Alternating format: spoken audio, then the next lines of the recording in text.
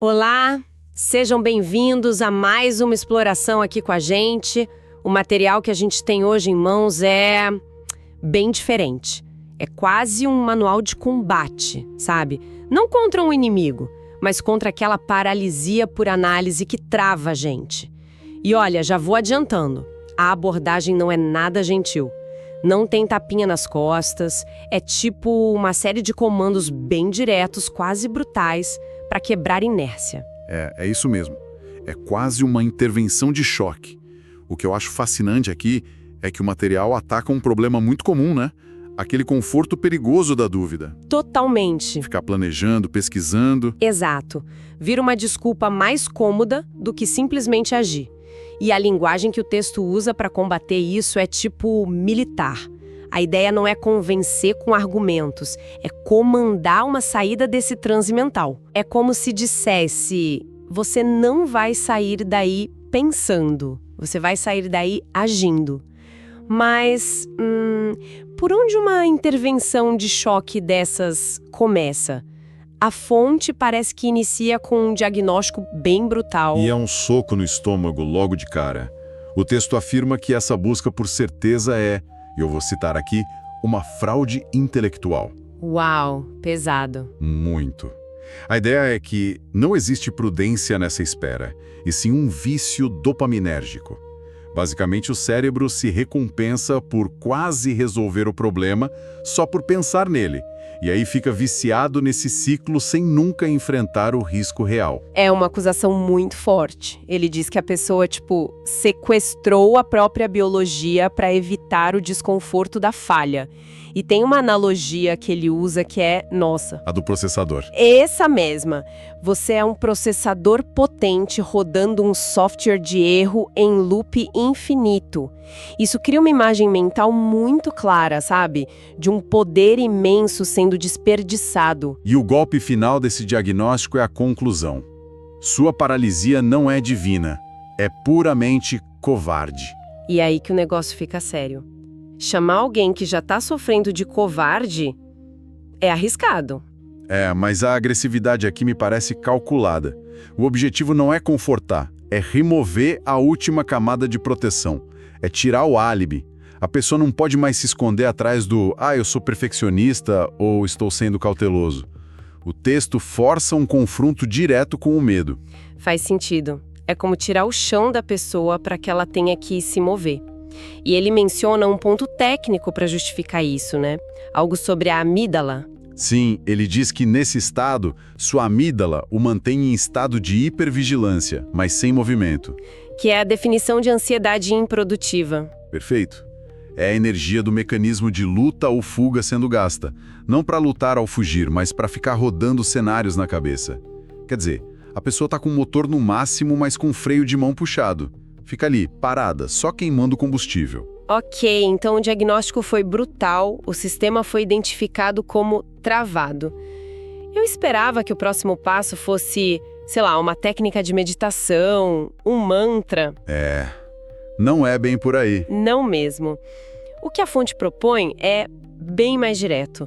Ele não sugere uma nova forma de pensar. Ele dá um comando físico, urgente.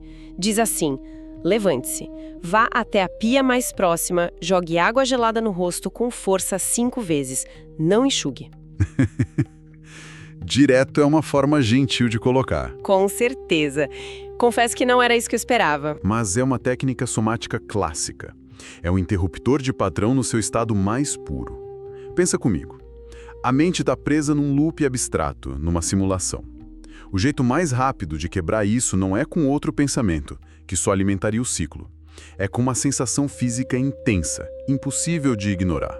Então a ideia é forçar o cérebro a lidar com um problema imediato, tipo, meu rosto está congelando, em vez de ficar pensando em problemas hipotéticos. Exatamente. O choque térmico força o sistema nervoso a sair do modo de ruminação e voltar para o aqui e agora. É um reset, um Ctrl-Alt-Del para o sistema nervoso, sabe?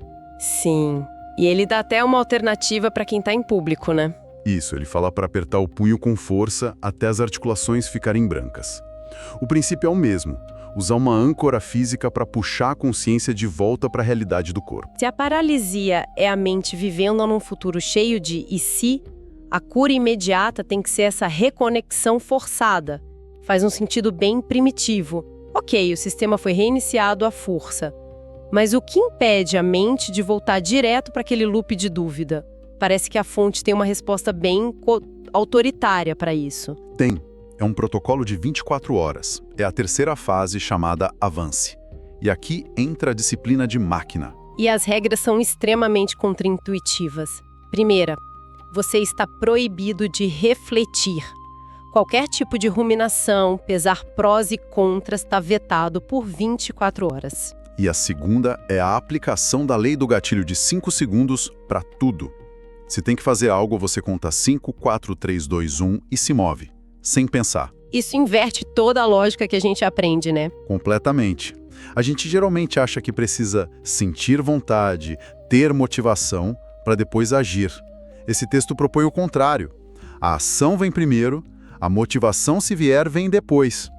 A regra dos 5 segundos é só uma ferramenta para driblar o cérebro analítico, que se tiver mais tempo sempre vai achar um motivo para hesitar. Mas aqui vem a parte que mais me pegou. O texto diz: se a dúvida surgir, você escolherá o caminho de maior resistência imediata. Isso vai contra tudo. Por que escolher deliberadamente o que é mais difícil? Porque o objetivo aqui não é eficiência, é treinamento. É como ir para a academia. Você não levanta o peso mais leve, você levanta um que oferece resistência para ficar mais forte. Ao escolher o caminho de maior resistência, tipo fazer aquela ligação difícil em vez de mandar um e-mail, você está treinando o músculo da coragem. É uma forma de acumular pequenas vitórias contra o medo. Exatamente. E a mentalidade exigida é muito específica. O texto diz: você não vai sentir vontade de agir. Você vai agir como uma máquina cuja engrenagem acaba de ser destravada. E a métrica muda. Não é sobre se sentir bem. Isso. A frase final dessa parte é a chave.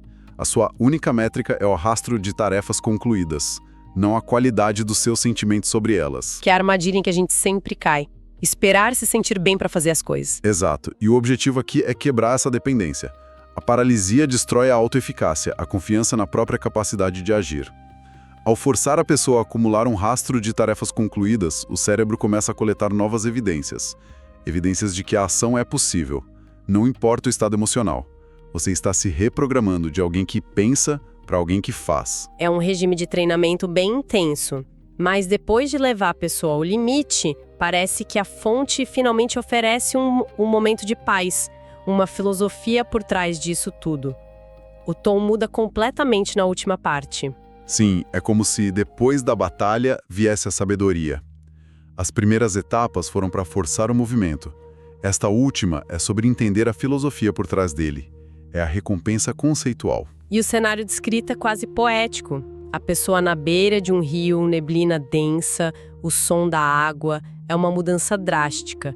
E aí usa a imagem de Buda observando a correnteza, sabe? Sem questionar para onde o rio vai, só observando o fluxo. E aí vem as duas citações que amarram tudo. A primeira é: a dor da incerteza é uma flecha que você mesmo dispara contra o próprio peito. O que reforça aquela ideia do diagnóstico, né? De que o sofrimento é auto-infligido. A incerteza é um fato da vida, a dor é uma escolha. Exatamente. A dor não vem da incerteza, mas da nossa resistência a ela. A flecha é a nossa própria luta contra o fluxo natural das coisas. E a segunda citação, para mim, é a ideia mais poderosa de todo o material. O rio não espera a neblina baixar para correr. Ele corre e, ao correr, a neblina se dissipa. Essa é fantástica. É transformador. A clareza não é um pré-requisito para a ação. A clareza é um subproduto da ação. E isso nos leva à conclusão filosófica de tudo. A frase final dessa sessão é: a sua cura não está na resposta, mas no abandono da pergunta. A busca incessante por certeza, tipo, qual é a decisão certa, é a própria fonte da paralisia. A paz, a clareza. A neblina se dissipando só vem quando a gente para de exigir uma resposta e simplesmente começa a agir.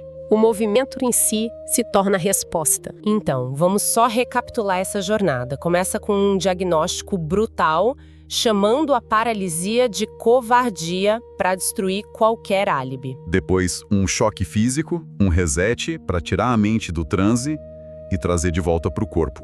Em seguida, 24 horas de disciplina radical. Ação sem reflexão, regra dos 5 segundos, escolher o desconforto. Tudo para construir momentum. E, finalmente, a recompensa. A sabedoria que vem com o movimento, a aceitação do fluxo, entendendo que a clareza não é o ponto de partida, mas o destino. Então, o que tudo isso significa? Significa que, segundo essa fonte, a saída da paralisia não é um processo mental, é um ato de vontade físico e disciplinado que, por fim e só por fim, leva à clareza mental. E tudo se encerra com uma frase que resume a filosofia toda. Uma frase que redefine a espiritualidade não como algo passivo, mas como engajamento ativo. A mensagem final é: o movimento é a única oração que a realidade atende. Essa frase é um chamado à ação definitivo. E deixa uma reflexão final que talvez valha a pena. Se o movimento é a única oração que a realidade atende, talvez a pergunta a se fazer não seja qual é a decisão certa. E sim, talvez a pergunta seja: qual é o menor movimento possível que pode ser feito agora, nesse exato instante, e o que aconteceria se ele fosse simplesmente executado?